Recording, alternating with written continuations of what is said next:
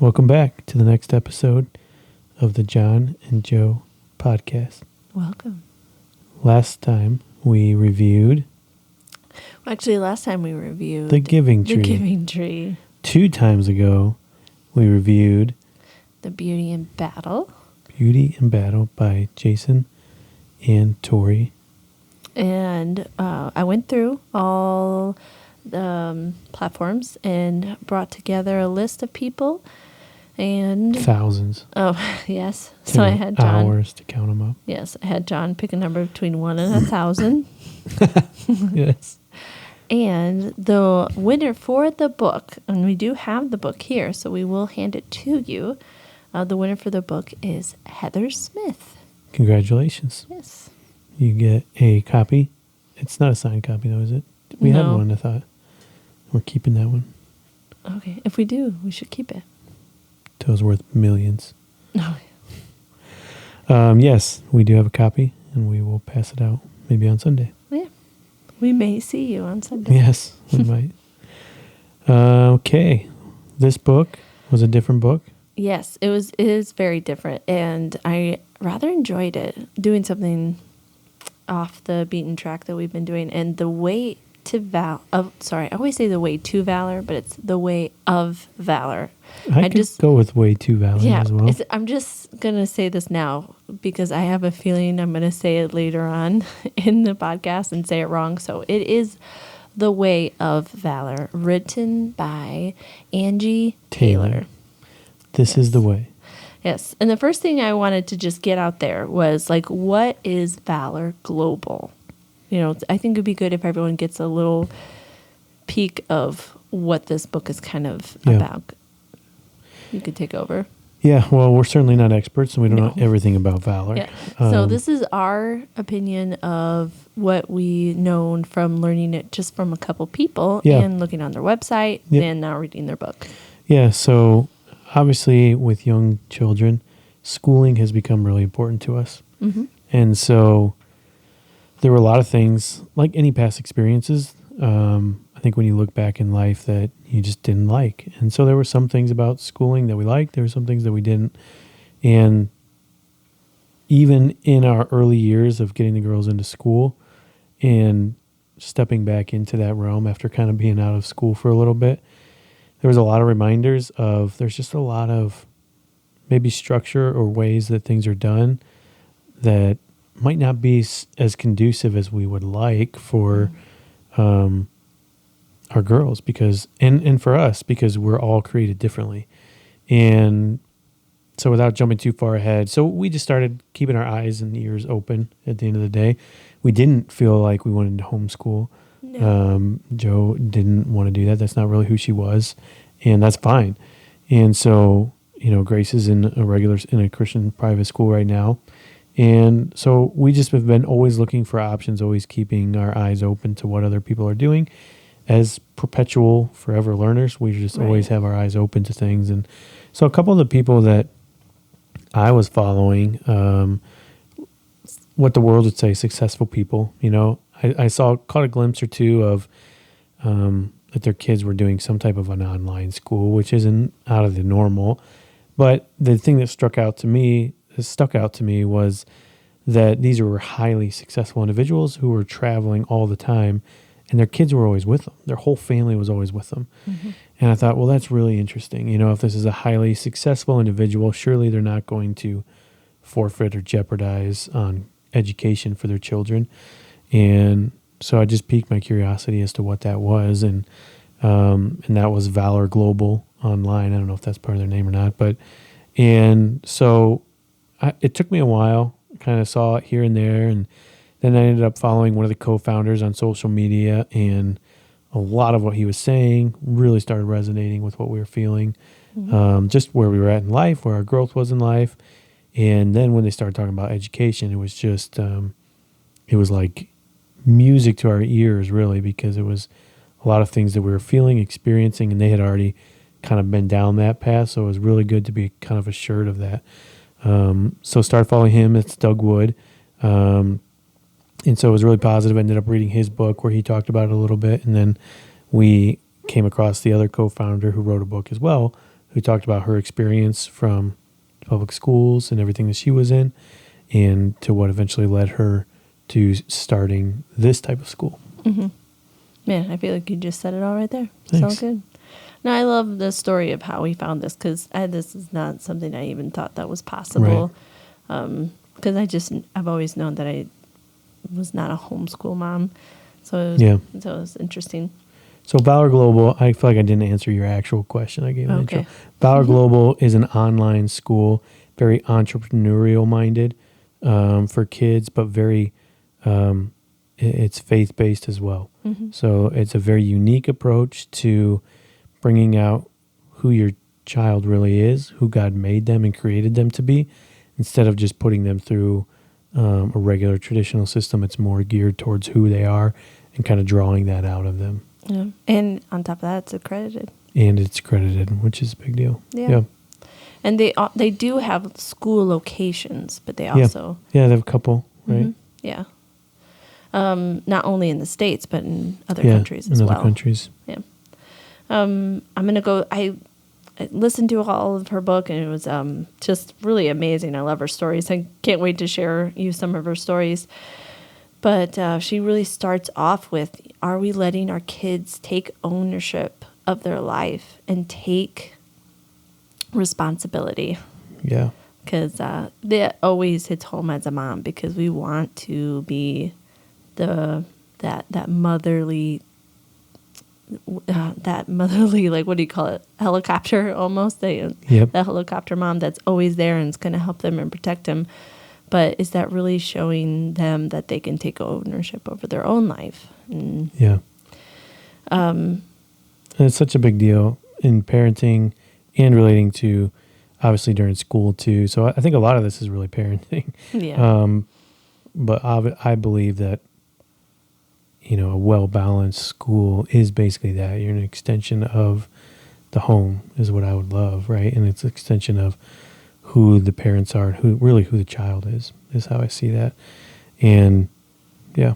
Yeah. And when we're constantly coming to our child's aid every moment, that doesn't really leave them any room to advocate for themselves. Yeah. Which just stunts their growth, and I feel like because of what we've learned and grown, we certainly do not have it all figured out. But there are certainly things that we try to do different that maybe just isn't normal, or maybe that other people do. I don't really know.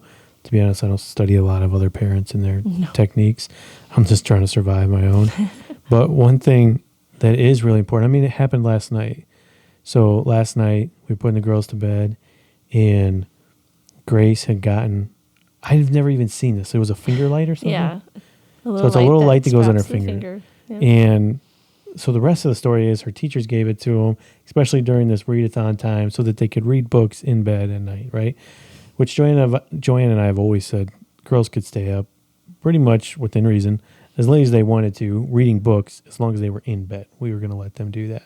School nights changed a little bit, but that's what we've always allowed them to do. And so last night, Grace asked Joanne if, we're trying to put them to bed. We're probably already late from what they normally go to bed. And she asked Joanne if she could use that light. And now normally they have other little night lights on the window, but I think it was dead. Yeah. And I'm a very compassionate person, so I said no. Yeah. She said, no. I had no clue about what this was or anything, but Grace, our oldest, and it was the end of the night. She was emotional. She just lost it. Like, she was brokenhearted. She just broke down in tears, just couldn't understand why she couldn't have this light. She wasn't going to be able to read. Like, it was this huge traumatic deal. And I sincerely praise the Holy Spirit for being inside of me at that time, because yesterday of all days was a long day for me. But I just knew that this was an opportunity. When there's a raw emotion like that, and I don't mean to hijack this book, but I felt like it was a good example. When there's a lot of raw emotion and like there's something really significant about that moment.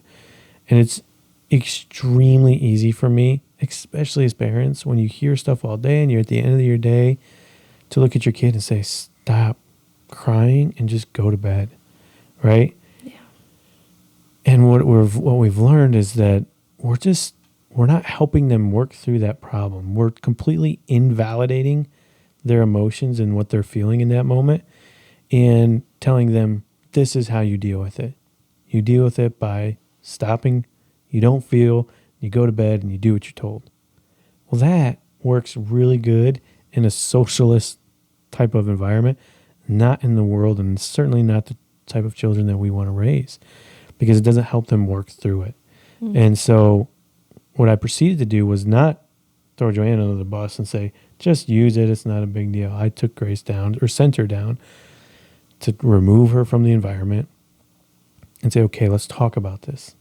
There's a problem that we're facing right now. What is that problem? And that problem was that she didn't have the light. Okay. Is that the only solution? And funny enough, the problem really for her wasn't that she couldn't have the light. It was because she couldn't read and she really wanted to read. And so I said, okay, well, if that's really the problem we're trying to solve, what can we do? And so we went through and she ended up listing herself. I didn't give her the options. She ended up listing, well, she could get a book with larger words. I said, well, that's a good option. She said, or she could use her other light now that it was plugged in. And I said, well, that's good too. But sometimes she couldn't see all the words. Well, but it's still an option. And then the third one we came up with is, and I asked her, I'm like, well, did you ask Mommy why you couldn't use the light? She said no. And I'm like, well, why do you think Mommy said no? Well, probably because I would play with it. I'm like, okay. I'm like, well, what can we do? That's still an option, right? What if you went to Mommy and said, hey, Mommy, could I use this? I promise I won't play with it. And I said, and then you have to do what? She goes, I know. I have to put it back when I'm done. And so she already thought through the whole scenario. Anyway, to make a long story short, she ended up going and she went back to Mommy and asked her again and told her that when she was done, she would put it back. And we stressed that that was important because we wanted to build trust and that was an opportunity. But for me, it was less about, I didn't really care if she got that light or not, truly. It was, this is a problem and this is how we handle the problem by going through it. And now all that to come full circle, like I want to put the responsibility on her because I don't want her to come to me every time she has a problem to solve. I want her to be able to work on the mindset of doing that. And that early on is what this book starts talking about is we as parents, a lot of times, or teachers, we take that role away from the children and we don't let them make those decisions on their own because we want to keep them from harm is what we tell ourselves. But really it's just a control factor for the most part for us. Yeah. And you might think by hearing, oh, you need to let your kids take ownership and give them more control, that you're thinking that, oh, the parent's just stepping back and not do anything. But what you just did, you were a huge part of it. And you actually step into it instead of being passive and just saying, no, this is what it is, time to do this. Now, don't get me wrong. There are times where we do that as parents. But what I am finding and what I do believe is that more often than not, if we can, instead of just removing ourselves from the situation and saying, this is how you deal with it, if we step into that situation and help ask questions and help draw out, now we're teaching them a framework of how to make decisions instead of, well, I did this because of so-and-so. Mm-hmm. That's the last thing I want my girls that are going to end up going through 12 years of school to do, is to do something or decide something because of somebody else. Yeah. Even if it's me. Yeah. And Angie said this, she's like, and I'm taking it from a book, but I changed it to my view is like, I can't do my girls' journey, but I can plant seeds and some wisdom to help them with their journey. And that's what you're doing. You're going in and you're planting those little seeds of wisdom to where when they're all by themselves, they can think back to how did I work through this with Mommy or Daddy? I love that. And ultimately, again, short story, that's where legacy comes from. Mm-hmm. That those planting those seeds and how we think and how we operate, I mean, that's culture. That's your core values. That's how you make your decisions. Mm. All right. I have a couple really good stories. And when I say a couple, I mean like two, three. Do it. Three I'm of ready. them. Just going through her book, she talks about the story about 3 boys that were in her office. Do you remember this? Yeah. Big troublemakers. Yes. Right? Well, they came from good families. They were good boys, but they always had the, those boys where they always want to have fun, but then it's always leads to disaster. I think of like a David and Jason Benham. No, man. So just imagine their faces for the story. I know. But you're welcome. I've thought what we could do is you could tell the story and then I can just like correct you as you keep going. No, Because you're no. gonna I'm forget. done. You forget every little Not thing. even trying. I literally only remember the part about the train. So Okay. All right. So Angie Scott, she's a principal at the time before Valor, so she's before she's gotten to this, getting to even, I'm getting ahead of myself. Before Valor, she's a principal. There's 3 boys in her office and they just got in trouble. I don't remember what it was for, but she's, getting on this one boy, like, what were you thinking? And the boy is like, I wasn't thinking. yeah. And she's like, you have to think before you act, and just trying to just pound it into his head. You got to think before you act. And then years later, she sees this article about 3 men. No, actually it was 4 men on a train. And I don't even think they were, I mean, I guess your definition, right? I don't even think they were men. Yeah, I think they were older. Oh, were they? Yeah. They were still pretty young, though. Yeah. Yeah, but young adults. And they were on and I believe it was somewhere in Europe. Yeah. If I apologize if this is not completely accurate, but I believe it was somewhere in Europe. And there was a gunman on the train, and these men or young adults took the man out before anybody was actually harmed. Yeah. And she, she's reading this article and she sees these 3 names, same 3 names of the boys that was in her office. Can you imagine that? Like, Yeah. I just can't imagine. Number one, I can't imagine actually remembering people's names when I'm reading it, that they were actually from somewhere in my past. But if you haven't caught it by now, I'm not the greatest at details. So something I'm working on. But yeah, I can't imagine. And then she goes on to say, so she's reading this article and they're asking the young adult how, what were you thinking when you jumped this man? And the kid goes, I didn't think.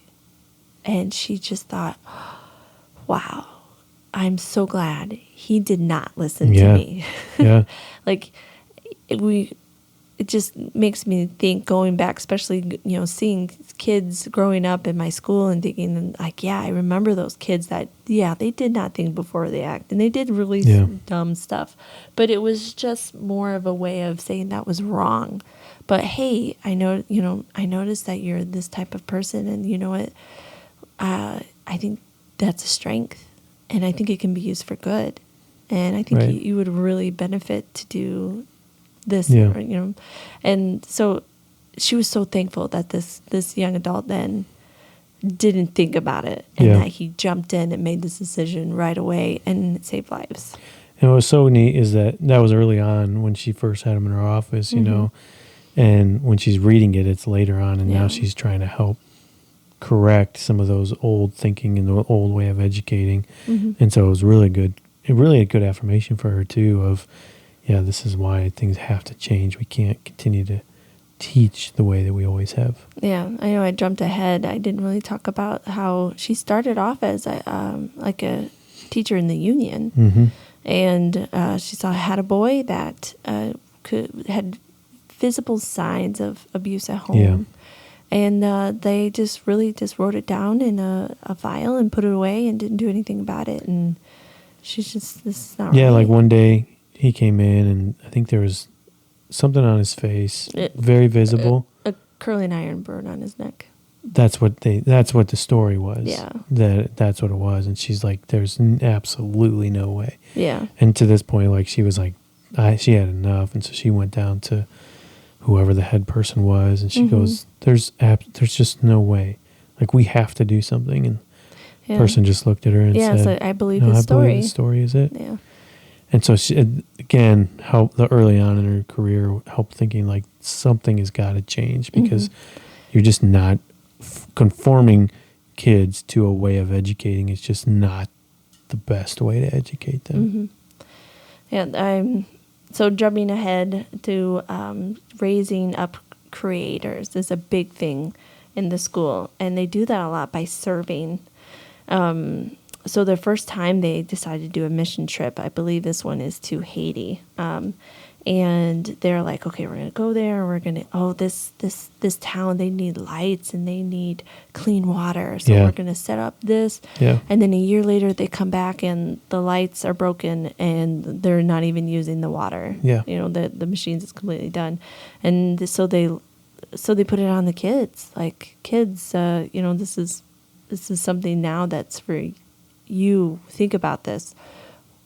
How can we solve this problem? And together as kids, the kids found out that the people need to be educated why you need clean water. Yeah. You know, everyone had rotting teeth and they just, and other things, and getting sick, and the people didn't know. So they took everybody on a field trip to a local, when I say local, I mean like it really wasn't that far. Yeah. I can't remember the exact distance, but it was a city not too far from where they were. And then they saw the benefits of having the lights and the clean water. And kids even came up with puppet shows for adults and a little, and some skits and stuff to try to help the people to understand the importance of clean water. Yeah. And they came up with a really cool system with the lighting to do with water and bleach. Like, I have no idea. Yeah. But these kids are figuring it out. So I love their view of going for missions. They don't just go into a town and bring them maybe things that they don't necessarily need, but they're actually getting to know the people and seeing and asking questions and getting to know what they need. Yeah. And it's another example of putting the responsibility on the kids, you know, because, I mean, maybe you have it later, but how they get on the mission trip is really cool too. But even when they're there, you know, so many times, and I've been on a couple mission trips, and so many times it's easy for us to go and we want to solve the problems, you know, but we don't take time to listen to the actual problems that they have. And that's what they were doing with those kids on those trips, and still do, is they help them solve the problems. Are you going to talk about the COVID? Because this is going to play in real quick at all. Yeah, but I mean, you can go ahead. So, and here's a good example, right? They're about solving the problems. As teachers in the schools, you know, they feel like they have to have a lot of times it's easy to think that they have all the answers and everything. But again, Valor is more drawing out and helping the kids solve those issues and those problems. And case in point, really, of where our education has gotten us is what happened to schools during COVID. And it was really evident because, and it was just so ironic, and this part of the book stuck out to me, because she started talking about how we are schools that are leading the next generations. And she goes, we absolutely failed during COVID. We didn't have testing in place. We couldn't figure out how to get online. We couldn't figure out how to engage with our kids. She's like, we couldn't figure out how to solve these problems. And it was all because the systems that we have gone through weren't designed to help us solve those problems. It was help design us to fit into this system and be this way. But if that way has to change, we didn't know how to do it. And she was like, it was super embarrassing. She wasn't speaking to Valor, but she meant as education as a whole. She goes, you know how embarrassing that is, that we're teaching the kids and we can't figure out how to get the kids show up on a Zoom call and how to actually effectively grade them when they're not there. Like, we as educators couldn't help solve those problems because we were inept on figuring out the solution, figuring out the problem, and working through on our mindset, because a lot of the educators have gone through this system. And that was part of why it's so important, again, to put the responsibility during school, during teaching, on the individuals that are on the students that are coming through. Yeah. And I love that they actually started the online school 2 years before COVID happened. Right. So they had a little bit under their belt. Right. But then when COVID happened, that really, they got so many numbers. Yeah. And then they saw what this was doing to the children, to being not connecting with other Right. people. And then they realized, like, oh, you know, we need to create connection. Yeah. How do we create connection this way? Right? So their online school is not where you just watch a recording of a class that was Right. filmed 5 years ago. Right. It is, you have a real person in front of you. Yeah. and who could see you. And they even put Fitbits on them to Yeah. see how active the kids are. And they get to know them.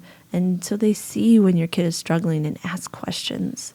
Yeah. They Love call them that. advocates, right? I think so, yeah. Yeah. Not necessarily teachers or proctors, but advocates, Yeah.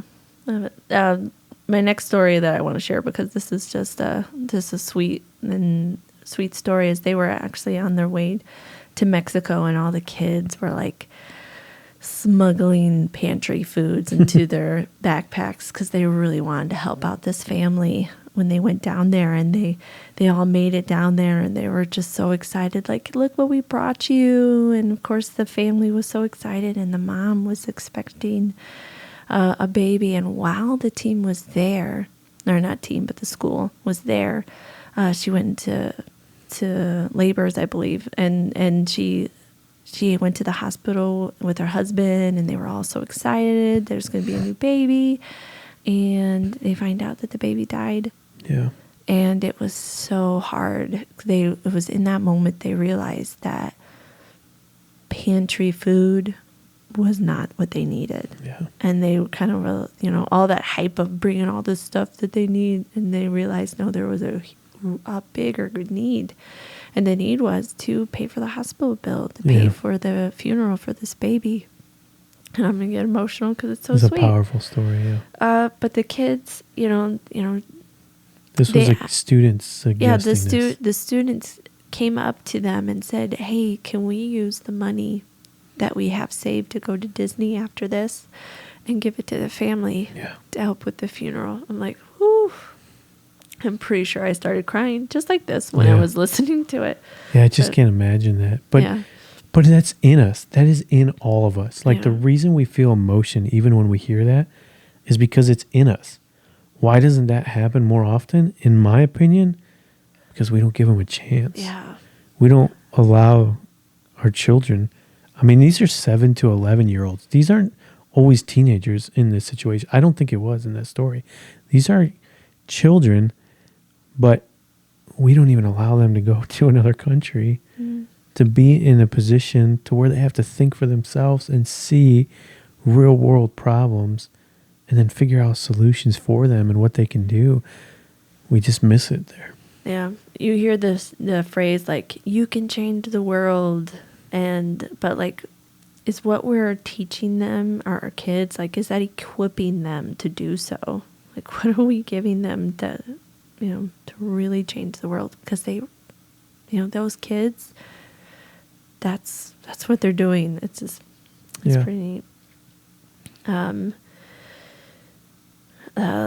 Specific with equipping them to change the world. She took the kids down, again, they took a Mexico trip, but they prepared for it. So, you get this class together and we're all going to write a paper on immigration. Yeah. Yay. That does not sound fun. Right. But so what they did is they prepared for it to know, what does the left think about this? What does the right think about this? Let's get all the information we need. We're going to look this up, okay?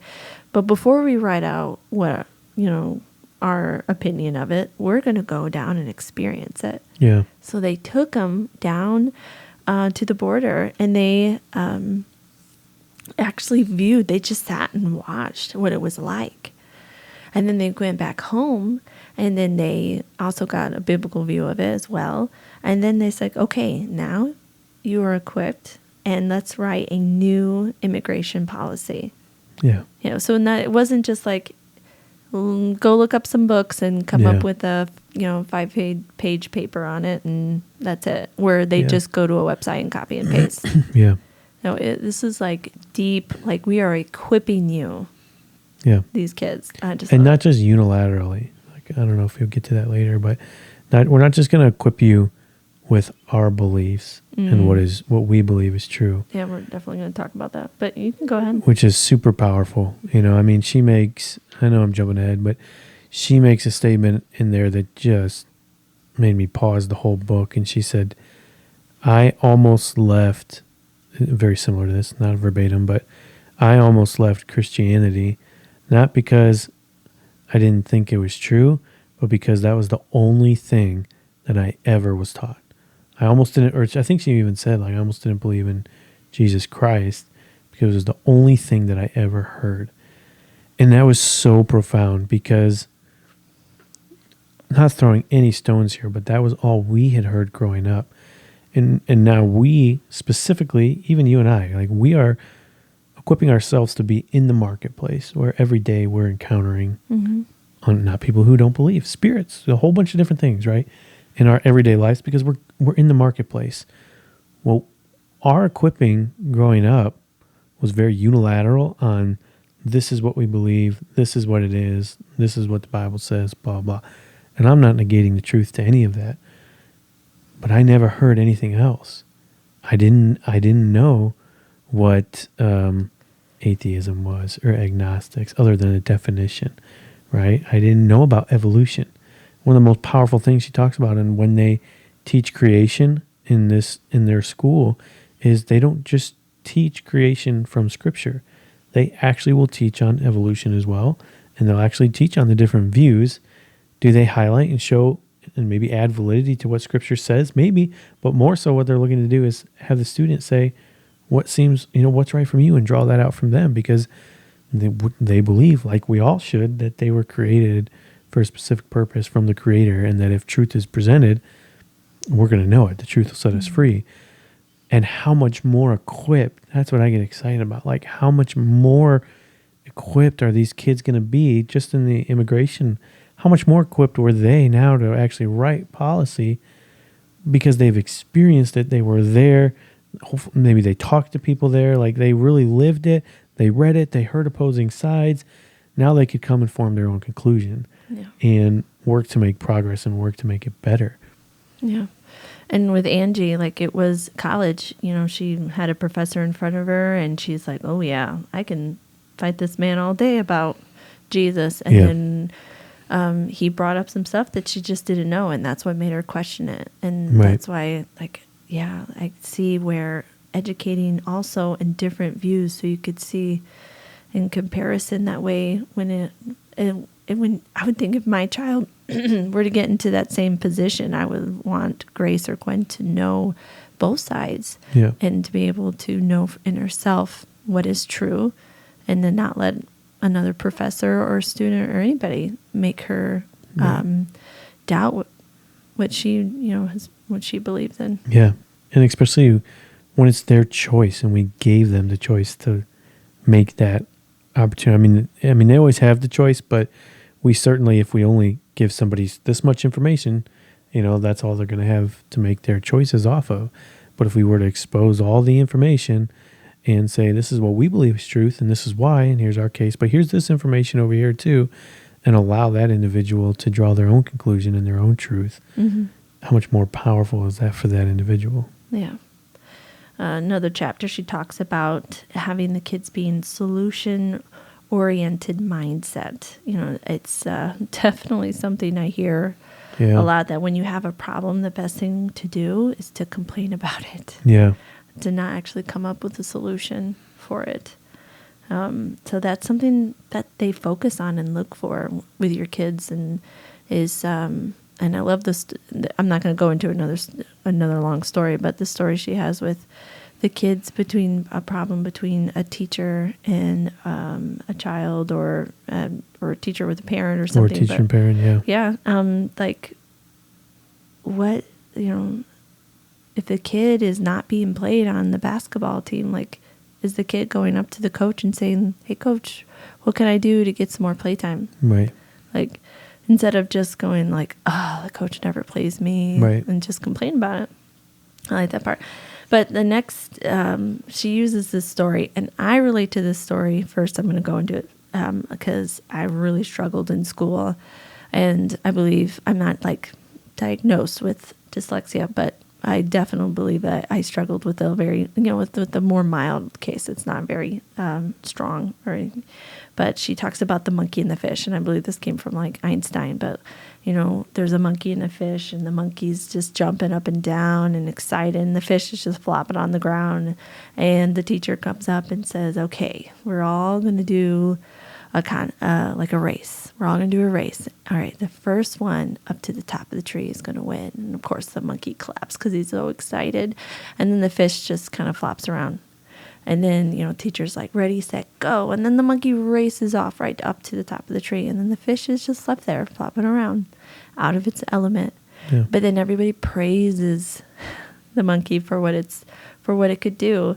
And I just really relate to that, to the little fish, because if we're looking at like memorization, some kids are really gifted with memorization. It's not a bad thing. But when we base the whole class to memorization in particular, there are kids like me who I couldn't no matter how much I tried, I couldn't do it. And I would see the praise that the ones that were just gifted. And then, of course, what did I think? I'm dumb. Yeah. I'm stupid. I truly thought those things, and I know those are lies now. But put that, so to speak, in quotations, fish in water, and that it's a whole different story. Yeah. So, I can't write off all my teachers, because there were a couple teachers that really did try to help me.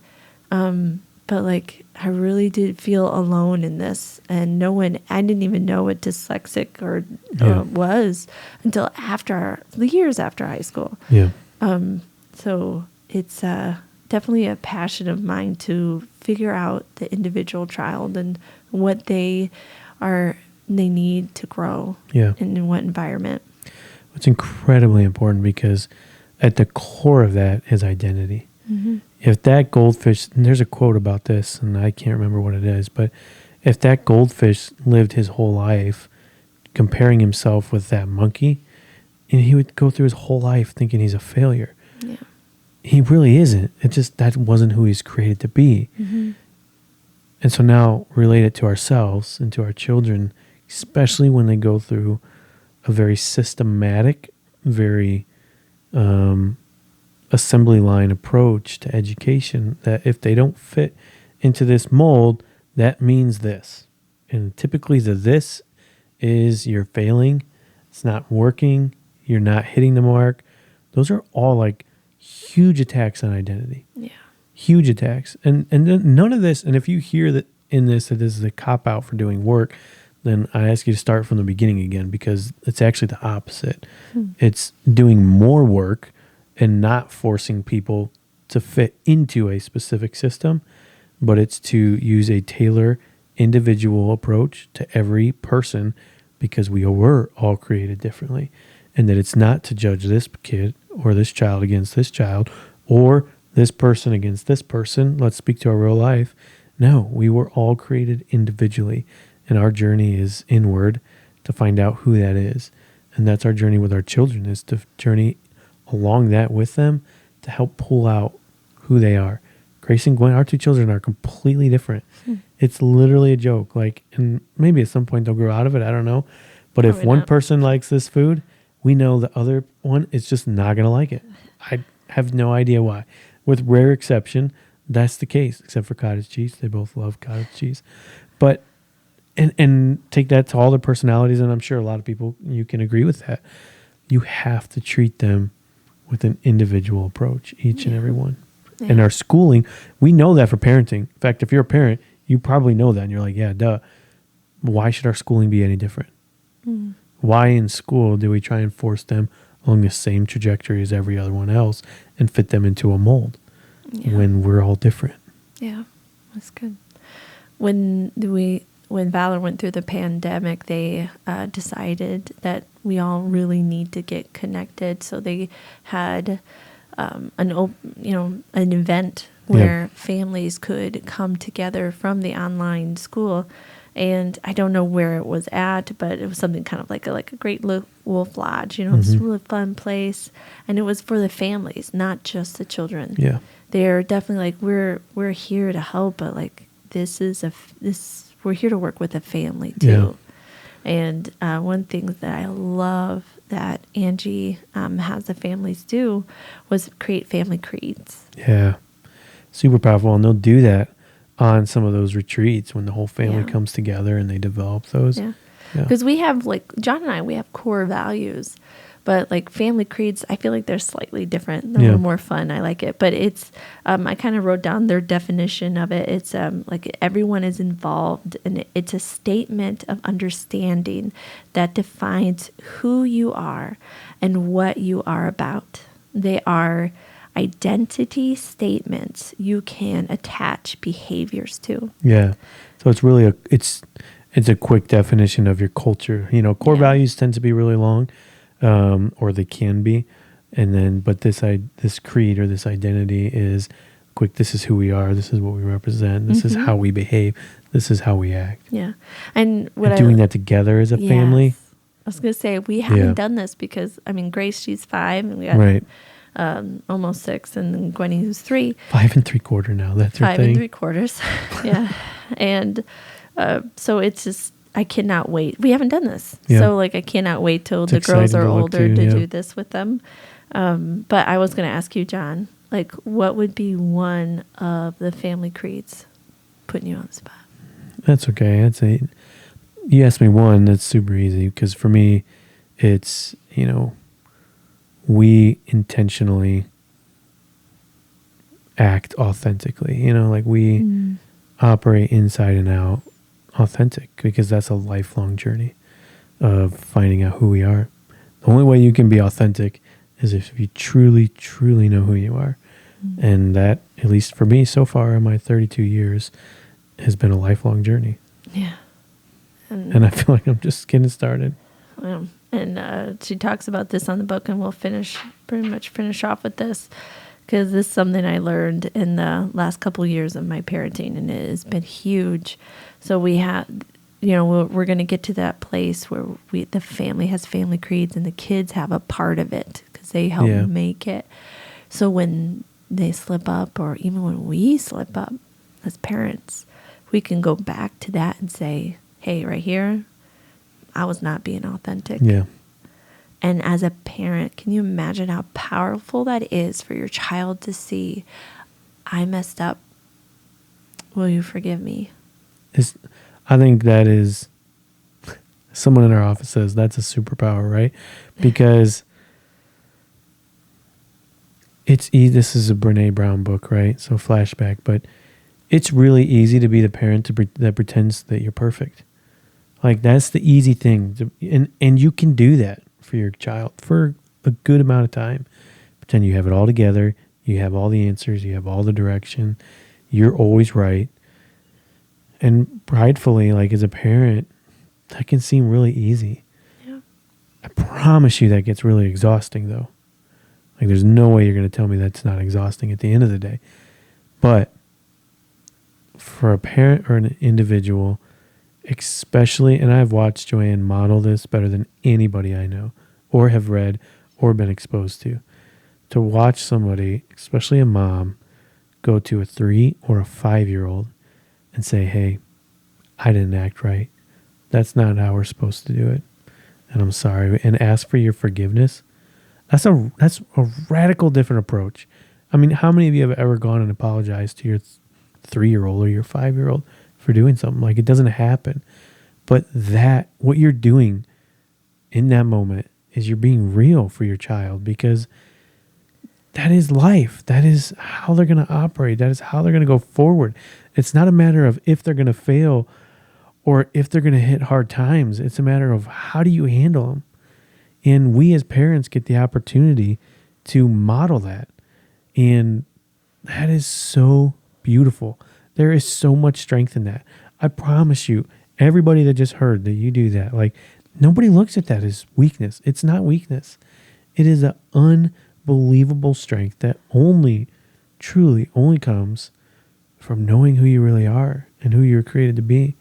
And when we all can step into that, I mean, think about that. Think about the impact of that. If we were to if we were to raise a generation of children who were able to say, hey, I messed up. That wasn't authentic to who I was.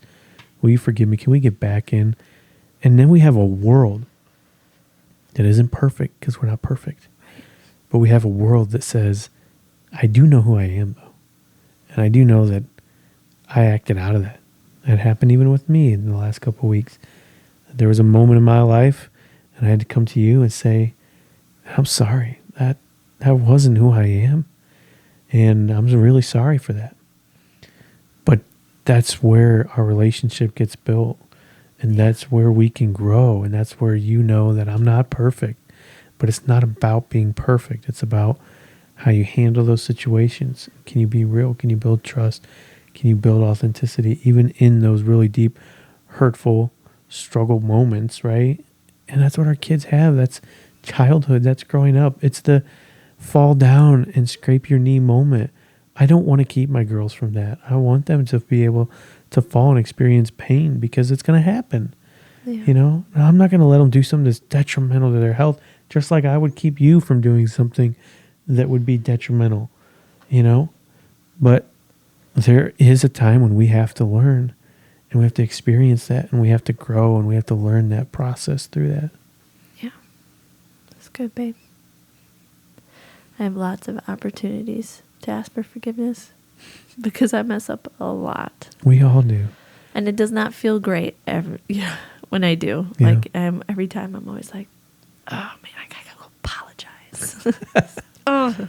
Yeah. But when I do, and I love the girls, you know, the kids, they forgive so easily too. Like so easy. I can learn from, I can and they learn just from get them. it. Yeah. Right?